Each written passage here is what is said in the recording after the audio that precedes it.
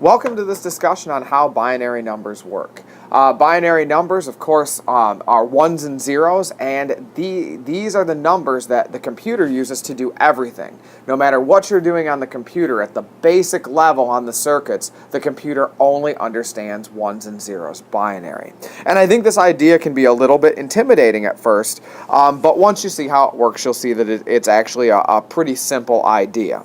So, to understand binary, you need to understand the number system that we work in every day, and that's the base 10 system, and that's our system. So when you're in math class, you are typically working with the base 10 numbers, and what that means, for one, is that you have 10 digits, and of course those 10 digits are 0 through 9, and any number you can think of is represented with those 10 symbols, or a combination of those 10 symbols. So take, for example, a base 10 number, 206. Right now, in first grade, you probably learned that the position of these numbers has to do with the quantity. Like, for example, this 6 is in the ones place, and then you know that this 0 is in the tens place, and the 2 is in the hundreds place. And if that 2 is in a different position, it would mean something else. And what this means, is that we have 2 100s, we have no tens, and we have 6 ones, and that gives us our quantity of 206. But another way to talk about these, now that we know a little bit more math, is we could talk about the hundreds place not as hundreds, but as the 10 squareds place, because 10 squared is 100, and the tens place is really the 10 to the first place, and because 10 to the first is 10, and then the ones place is the 10 to the zeros place, right? Because anything to the 0 power is 1, and if I had another number out here, that would be the thousands place, or the 10 cubes place. And this is the other reason that we call this a base 10 number, because what you can see is that 10 is the base of the exponent, representing the ones, tens, and hundreds place. So if we were really to try to understand what this quantity represents, I have 2 10 squareds plus 0 tens plus 6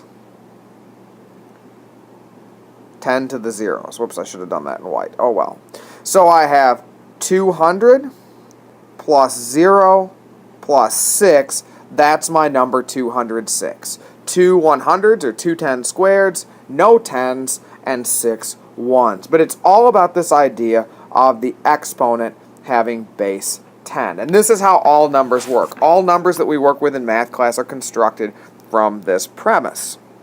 Now, there is nothing sacred about having a base 10 number system, right? In fact, other cultures have had other bases. They don't just use digits 0 through 9. They might use more, or they might use less. It's been speculated that maybe we use the base 10 number system because we have 10 fingers and 10 toes, and we could count with those, but there's really nothing special. It's just familiar to you because that's what you've always done. But computers, they don't work easily in the base 10 number system. They work in the base 2 number system. So that's the computer system. And of course, we can kind of reason from the previous discussion that there are 2 digits, not 10. And those 2 digits are 0 and 1.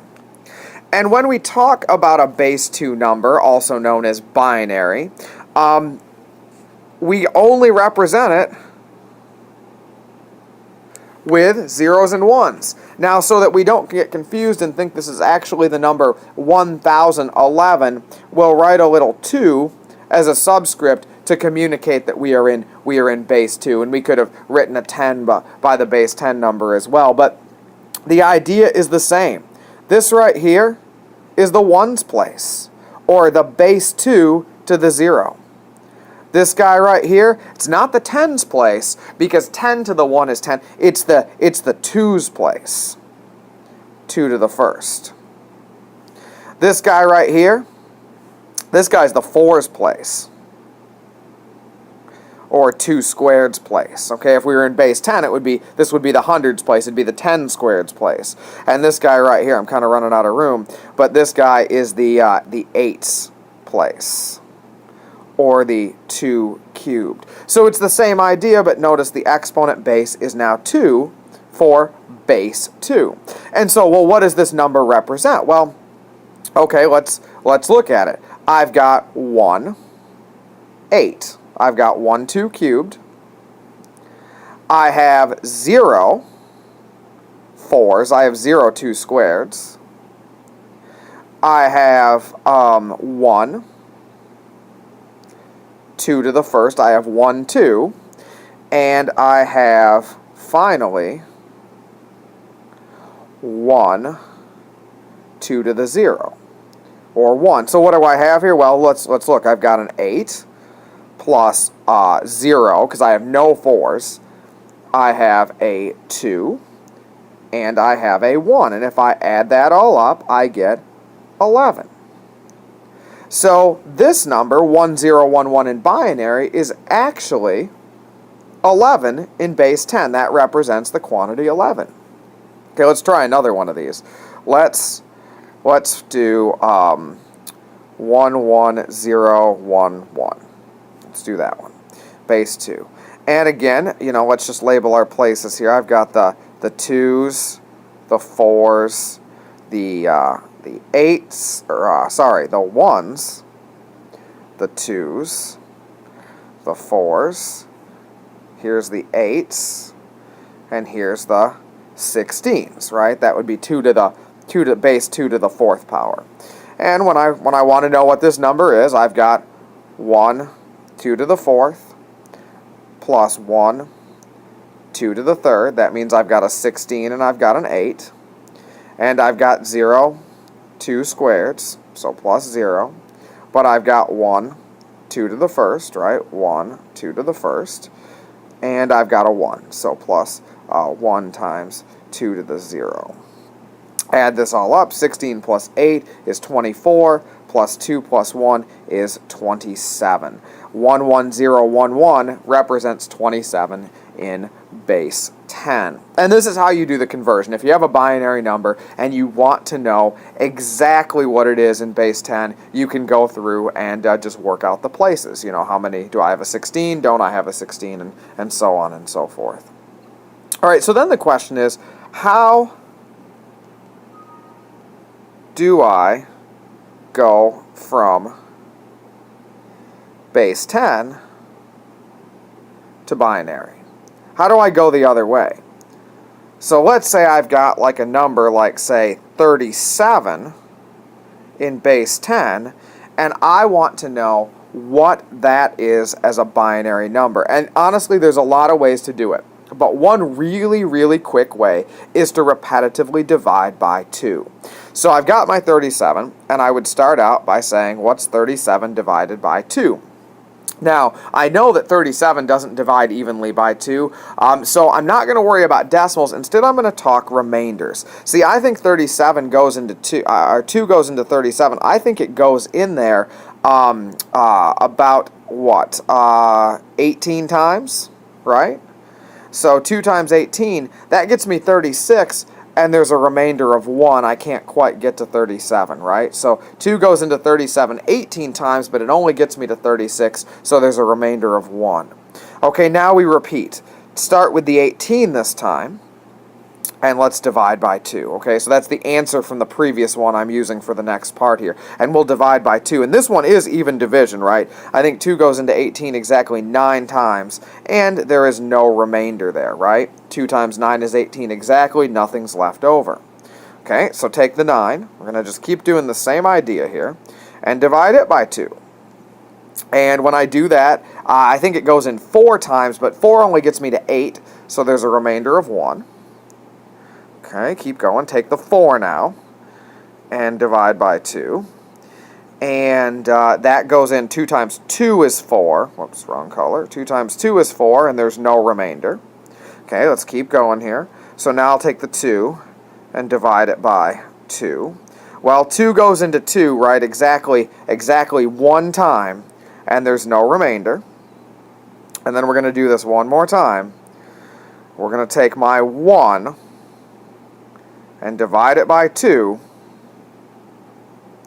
Now, 2 does not go into 1 at all, right? 2 is already bigger than 1. So 2 goes into 1 exactly 0 times, but there's still the 1 left over. So I have a remainder of 1.